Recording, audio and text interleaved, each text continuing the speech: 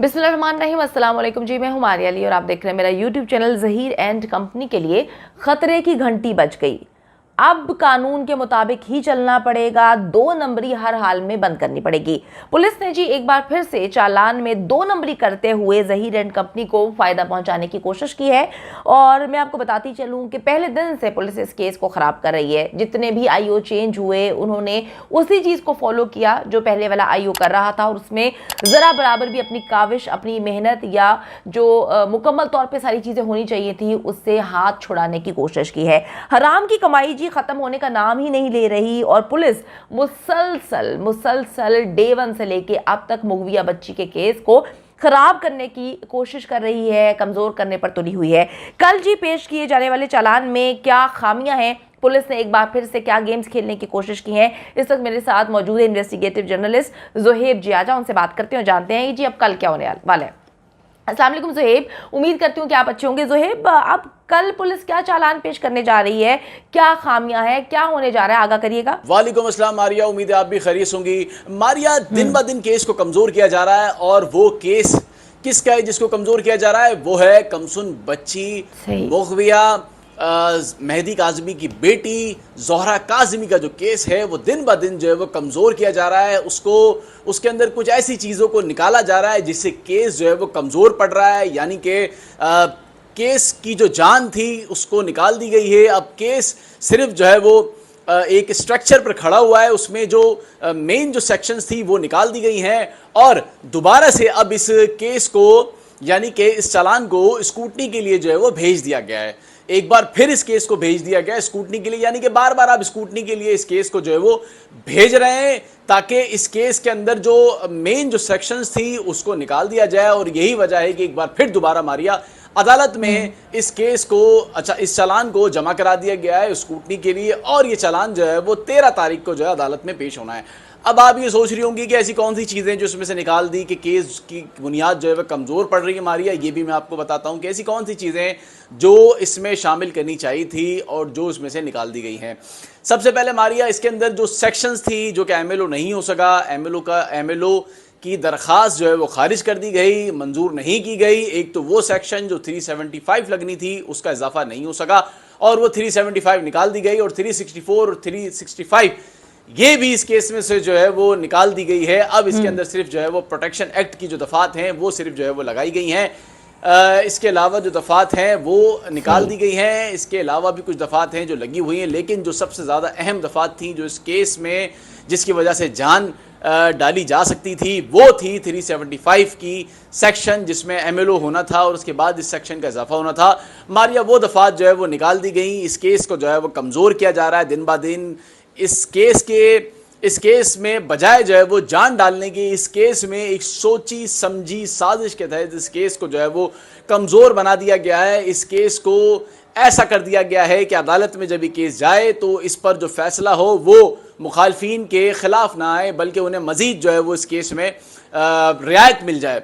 तो रियायत देने के लिए और रियायत इनको दिलाने के लिए और इनके रियायत दिलाने वाले जो हैं ये सब जो है वो इकट्ठे हो गए, एक जगह जमा हो गए, और एक जगह जमा होने के बाद इस केस को सर तोड़ के जो है वो सोच रहे हैं कि आया इस केस में मज़ीद किस तरह से इस केस को कमज़ोर बनाया जाए, और मज़ीद इस केस में जो रही कसी कसर रह गई है उसको भी निकाल कर इस केस को जो है वो ख़त्म कर दिया जाए। तो ये एक सोची समझी साजिश के तहत जो है वो इस केस को ख़राब करने की जो है वो कोशिश की जा रही है। और मारिया, जो चालान जो मैंने आपको बताया कि स्कूटनी के लिए जमा हो गया है, अब स्कूटनी के लिए जब ये चालान आएगा तो अब इसमें जो सेक्शन जो मैंने आपको बताई है ये सही निकाल दी जाएंगी, और इस सेक्शन को निकालने के बाद जनाब इस केस की बुनियादें जो है वो खोखली हो जाएंगी।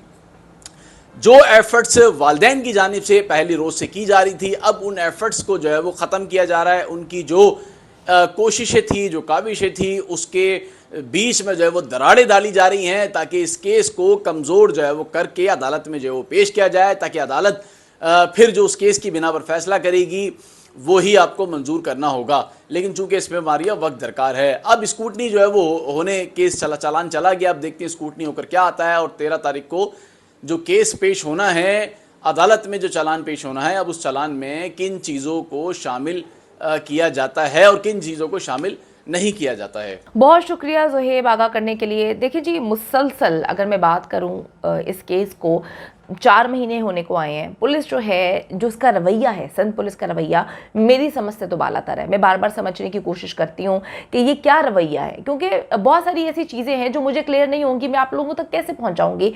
मेरे जहन में सिर्फ एक चीज़ है कि एक गवाह जो है वो अंदर है, दूसरा गवाह बाहर है, जो मेन कल्प्रिट है वो बाहर है और जो निकाह खां है वो अंदर है। तो ये बहुत सारी ऐसी चीज़ें हैं जो मेरी समझ से तो मतलब कासिर हैं, बालातर हैं। तो मैं आप लोगों को समझाऊं कैसे, क्योंकि मुझे खुद नहीं पता कि ये क्या चीज़ें हो रही हैं, क्या हो रहा है, क्यों पहले दिन से ज़हीर को अपना दामाद समझा गया है, क्यों सिंध पुलिस उसको अपना दामाद बना रही है, क्यों उसको इतना प्रोटोकॉल दिया जा रहा है, क्यों उसको जो है उसके साथ ऐसे रवैया रखा जा रहा है जो बाकी मुल्ज़िमान के साथ नहीं रखा जाता। अगर मैं आपसे बात करूँ कि अगर यहाँ पर कोई गरीब मुल्ज़िम हो जिस पर कोई चीज़ साबित ना हुई हो, जिसके बारे में कोई सबूत भी ना हो, कुछ भी ना हो, तो पुलिस उसके साथ ऐसा रवैया इख्तियार करती है, उसके खानदान वालों, उसकी नस्लों तक को पकड़ के जो है तबाह बर्बाद कर दिया जाता है। इतनी तकलीफ, इतनी अजियत दी जाती है, मारा पीटा जाता है, जो भी होता है आप सबको पता है। लेकिन जहां पर आ जाते हैं ज़हीर जैसे लोग, जहां पर खुद तो उनके पास पैसा लगाने के लिए कुछ भी नहीं है, अगर आप उनकी हालत खुद देखें तो आपको लगता है कि इन्होंने कभी पैसे का मुंह नहीं देखा। लेकिन अगर हम बात करें इस केस के हवाले से, तो अभी तक करोड़ों रुपया लगाने वाला कौन है पीछे, जो मुसलसल पुलिस को जो है वो उनकी तोंदे भर रहा है, उनके जो है पेटों में पैसे डाला जा रहा है। क्योंकि अगर देखें, अगर ऐसे मामलात ना होते तो पुलिस इतना स्पेशल प्रोटोकॉल क्यों दे रही है, क्योंकि वो जो मुगविया बच्ची है वो पुलिस की बेटी तो नहीं है, ना ये शख्स पुलिस का बेटा है, तो इतना प्रोटोकॉल इस शख्स को देने का मकसद मेरी समझ से बालातर है। डेफिनेटली आपको पता है कि जी पैसे का बोलबाला होता है, और जितना पैसा इस केस में लगाया गया, पानी की तरह बहाया गया है, और जो सिंध पुलिस का रवैया रहा है उससे हम लोग पीछे नहीं हट सकते। तो बार बार आईओ जो है वो तब्दील हो रहे हैं, बार बार आईओ उसी केस को जो है पहले से भी ज़्यादा ख़राब करने की कोशिश कर रहे हैं। जो केस चल रहा है उस पर इन्वेस्टिगेशन नहीं की जा रही, जो पीछे से पहले आईओ ने तफ्तीश की है उसी को लेकर आगे बढ़ा जाता है और कहा जाता है कि जी ये तो एक सिंपल लव मैरिज है। ओ भाई, कानून को तो मानते हैं ना आप। अगर आप देख लें मेडिकल बोर्ड के मुताबिक बच्ची माइनर है, तो फिर ये सिंपल लव मैरिज कैसे है? कौन कौन सी चीजें लगती हैं, क्या क्या चीजें होती हैं? सिंपल लव मैरिज बनाने की कोशिश पता नहीं क्यों की जा रही है। सिंध पुलिस जो है मुसलसल डे 1 से जो उनका स्टांस था, अभी भी देखें तो उनका स्टांस वही आ रहा है। उन्होंने इसमें रत्ती भर भी चेंजेस करना मुनासिब नहीं समझा। पहले दिन से जो है वो कहते हैं जी कौवा हमारा चिट्टा है, दूसरा भी यही कहता है कौवा चिट्टा है, तीसरा भी यही कहता है। तो जितने लोग अभी तक चेंज हुए हैं उन्होंने यही बोल दिया कि जी हमारा कौवा चिट्टा है। वो कहते हैं जी कौवा काला नहीं होता, हमें तो पता ही नहीं है कि कौवा काला होता है। तो ये जो उन्होंने राग लापना शुरू किया हुआ है, इस पे इन्वेस्टिगेशन नहीं हो रही, शफाफ अंदाज में चीजें नहीं देखी जा रही, तो डेफिनेटली हमारा जो सिस्टम है, हमारी जो पुलिस है, खुसूसन अगर हम सिंध पुलिस की बात करें, पूरी दुनिया में इस वक्त एक इमेज पोर्ट्रे हो चुका है कि जी सिंध पुलिस ने इस केस को खराब किया है, सिंध पुलिस काम नहीं करना चाहती, सिंध पुलिस जो है वो मुकम्मल तौर पर गंद डालने की कोशिश कर रही है।